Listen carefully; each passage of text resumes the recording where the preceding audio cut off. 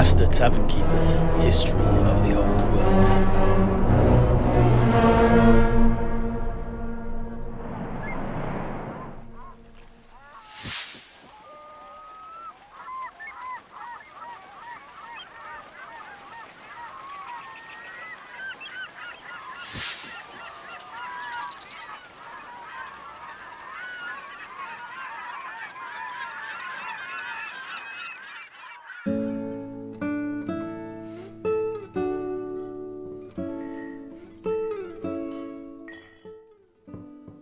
Och, so, now wait to crow the cock there, Septimus. Let me just get this straight. This dragon, Skaladrak, tried to break into the dwarf hold of Karak Kadrin, like some, euphoric pig on a truffle hunt, was repulsed, grievously wounded, skulked back to its lair, was itself trailed by some dragon slayers, who then led the king of the hold and his army to finish your drake off, only to encounter Skaven before they could do the deed. The same kind of Skaven occupying the streets of Tobaro right here, right now. Indeed. Well, pretty much. Although I don't think the Skaven in this tale are the same as the ones we have here. It is Clan Pestilence that forms the bulk of the rats that stalk our fair city. Strolvar said that the Skaven that the dwarves of Karak Kadrin faced were a clan particular to Peak Pass and the Western Darklands.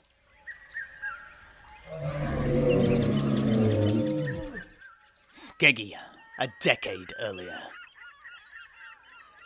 So, Strolvar, the dwarf army led by King Ungrim, encountered the fetid Ratkin then.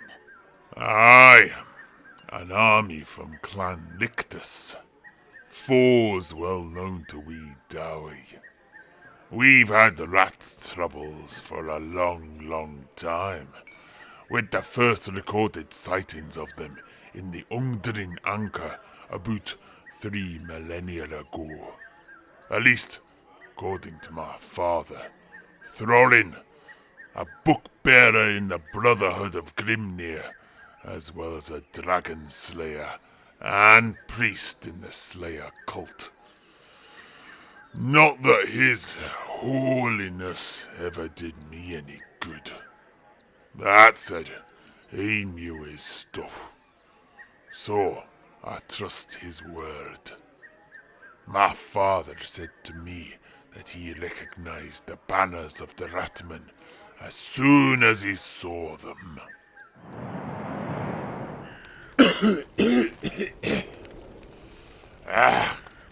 The Battle of Skaladrak's lair has changed everything for us, son. Things will never be as they once were. So, I want you to know all that happened.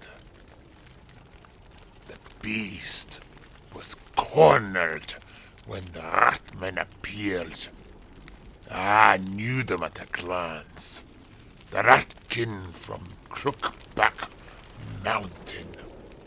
Although their garb and banners, which are usually white, with their unholy symbols daubed in black, were instead marked in dark lead, which made me think that perhaps they were an offshoot of the clan.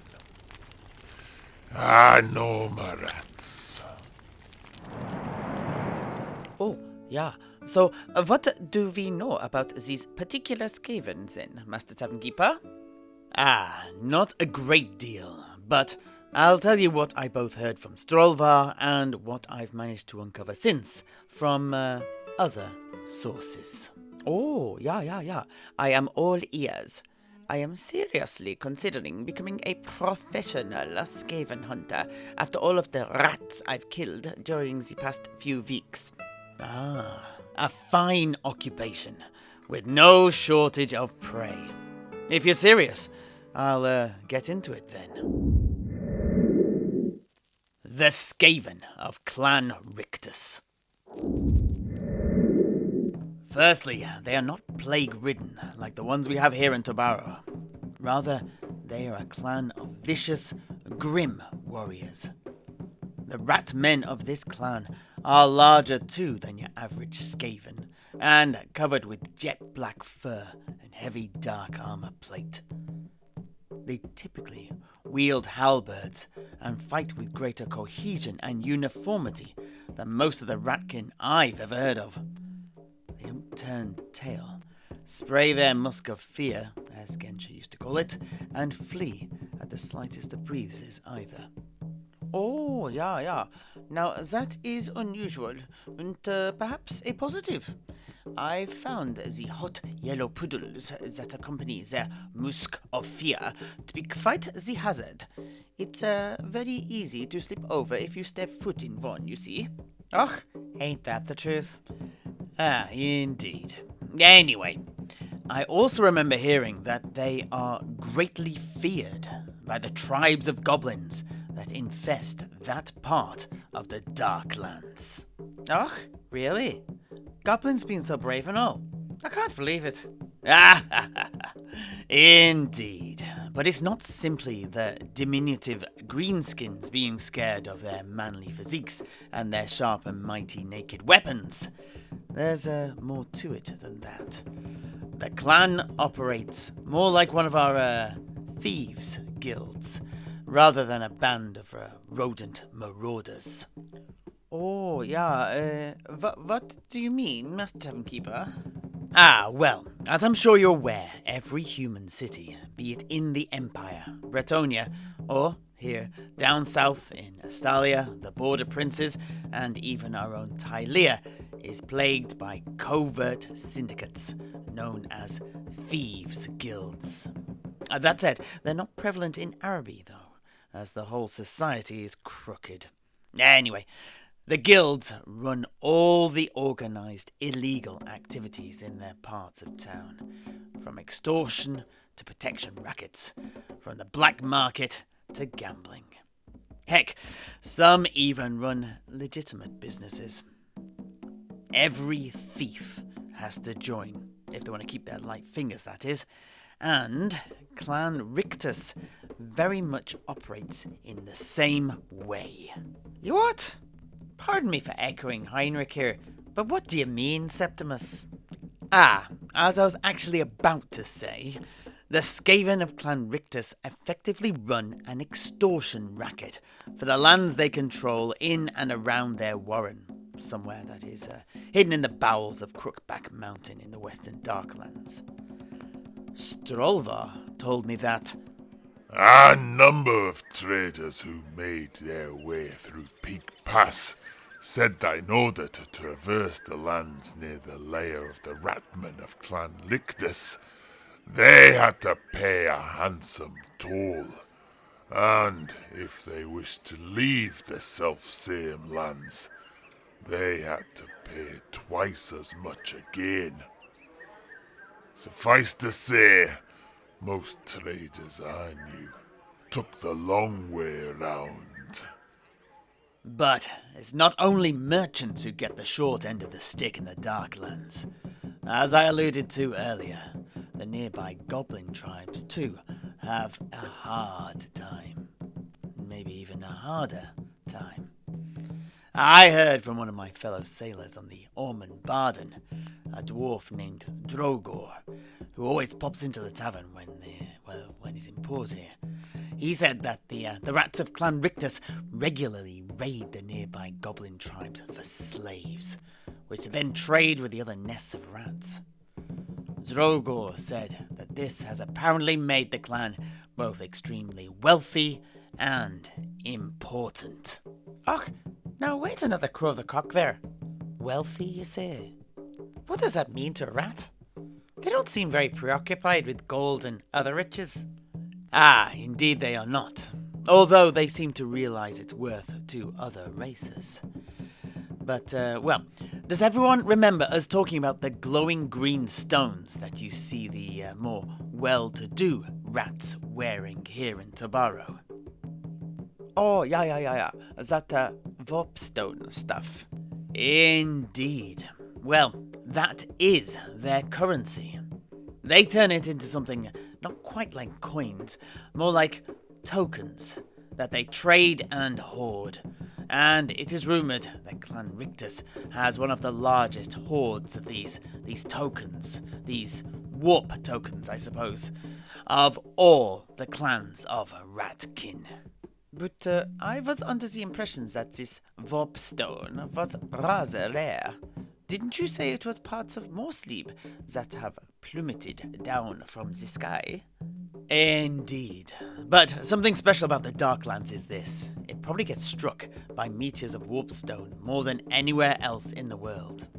Although the same can also probably be said of the area adjacent to the Darklands, by which I mean the World's Edge Mountains in the west and the Mountains of Morn to the east.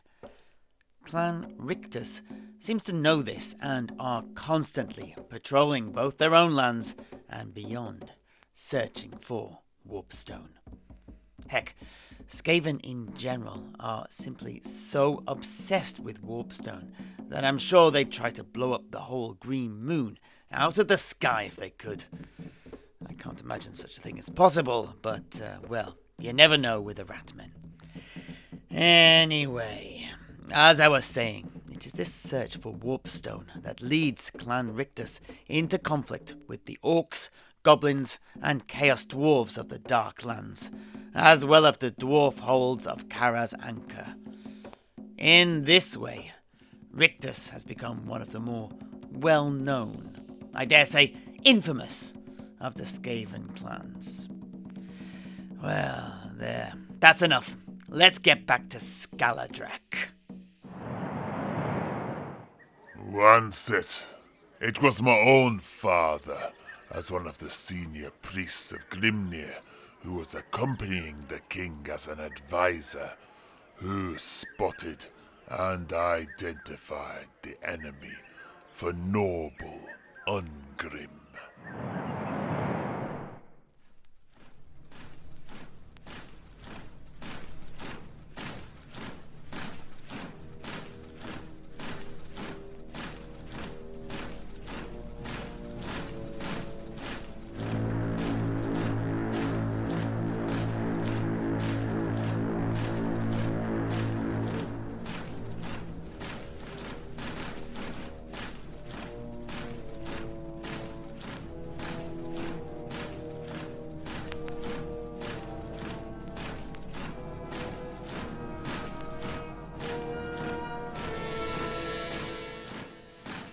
There it is, Throlin.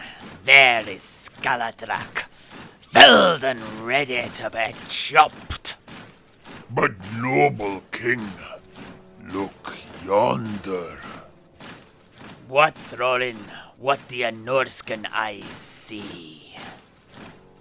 Rats, an army of ratmen. By Grimnir's beard. Ah, see them. By the banners that say they're from Crookback Mountain. Rictus, is it? Pfft. And they're moving to protect the dragon. I've never seen the like. Add their clan to the Dama's clone.